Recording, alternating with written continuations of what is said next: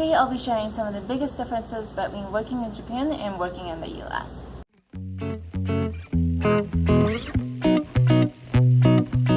On this channel, I post weekly videos on Japan and career tips, so if you like learning about other cultures, interested in working internationally, learning about other career options, consider subscribing. So as I mentioned in my other video, I've had the experience of working with Japanese companies and traveling to Japan. I also had the opportunity to talk with a lot of Japanese professionals. So today I'll be sharing 5 major differences between working in Japan and working in the US. So number 1, it's more formal in Japan.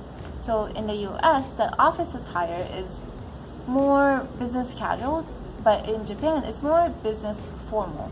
So this depends on the company, but I saw a lot more people or office workers wearing suits and formal wear when I was in Japan compared to the US. Also, the way you communicate with your colleagues it's more formal. You have to be very polite and formal, and there's different levels of formality in Japanese, but typically you use keigo, which is the formal way of speaking Japanese. Even when you're like typing out your emails, you have to be like extra polite and formal. So if I were to type the same email in English and Japanese, it'll probably sound very formal in Japanese. And because there are certain phrases that you have to include to make it extra polite and formal, the email I type out in Japanese will probably be longer than in English. Also in the US, it's pretty normal for people to call each other by their first names, even your manager, your manager's manager, your clients. But in Japan, this is considered inappropriate. So you have to make sure you add an honorific like san or their job title after their last name to be polite and formal. And if you're like super close to your colleague, then you might refer to them using their first name, but in most cases you refer to them using their last name. Number 2, the start date of the new graduates. So in Japan, all the new graduates start working in April. So that's when their financial year starts, as well as when their school year starts.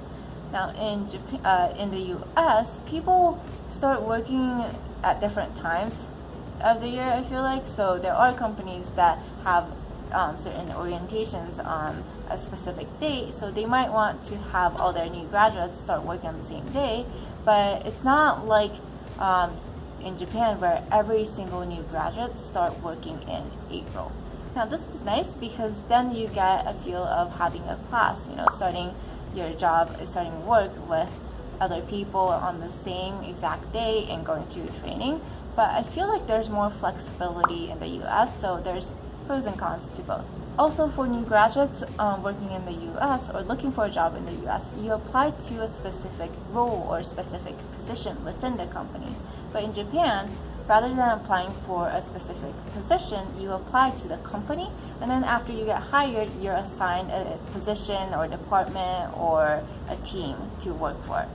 Now, after a few years, you might rotate around to a different team. For example, if you start in the product development team, you might go to sales after that, and then HR after that, and then a different division after that.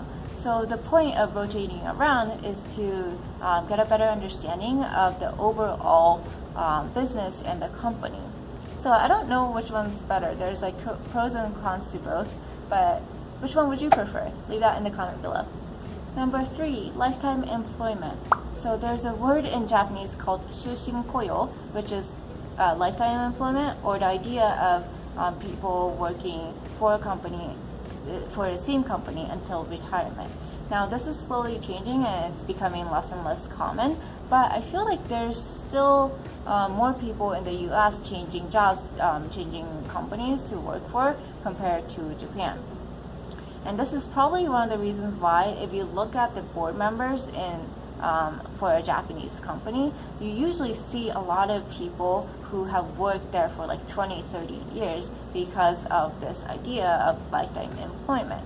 I also feel like one of the reasons why people in the US change jobs more frequently than in Japan is because in the US, people are focused more on the individual and the career development of the individual. So if they see an opportunity where they would get paid more or they would be able to learn something new, then they decide to change jobs. But in Japan, it's more focused on the group and the good of the company and achieving the goal for the company, which I guess that reflects the difference between Japan and the US. Japan being more of a collectivist society and the US being more of an individualistic society. Number 4, relationship with your manager is a little different. So Japan is very much of a hierarchical culture, and your relationship with your manager, your superiors, your supervisors is very important. I feel like for any decision you make, like you have to get your manager's approval. And you also have to respect your coworkers who are more senior than you. I feel like this is engraved in you starting from like grade school. You respect your senpais or like your seniors, and you have to use like polite language, and you have to like make them look good, and you have to like respect them. So that's engraved in grade school, even in like, I don't know, when you're like in elementary, middle school. And then at your company, it's the same thing. There's also the expectation for you to go out drinking with your colleagues, with your managers after work. It's not required, but it's expected. Some people call it nominication, which nomu is to drink, and then they combine it with the word communication. So this is the Japanese way to enhance your relationships, bond with your managers and your seniors, so that you can network and build your upway the corporate ladder. Now, these drinking sessions can last a long time. It can last hours, even on a weekday. When I was in Japan, I would see all these guys in suits and like office workers drinking late at night on a weekday, and I was like, wow, like you don't really see this in the U.S. Also, you don't really go out drinking that often to like build stronger bond with your manager in the US. So I thought that was interesting. Number 5, Japanese companies are more conservative. So this depends on the company, but overall, Japanese companies are more conservative compared to US companies. So they don't take as much risks, and they're typically slower in making financial decisions, probably because in each step of the way you have to get your manager's approval, so that just takes longer. It's interesting because even if it's a global company, the feel you get from a US branch compared to a Japanese branch is different, and I do feel like the Japanese branch is a little more conservative. Now, I'm not saying this is bad. Being careful about financial decisions, especially for a big company, is important, but if you ever work with a Japanese company, you might want to be aware of this, and things can take more time than expected.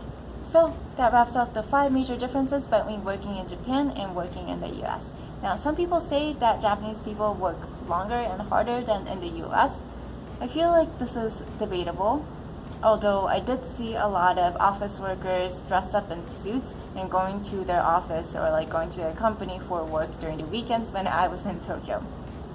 So if you learned anything new or thought this was interesting, give it a thumbs up. And if you like learning about other cultures, interested in working internationally, learning about other career options, make sure you subscribe to the channel, and I will see you in the next one. Bye bye.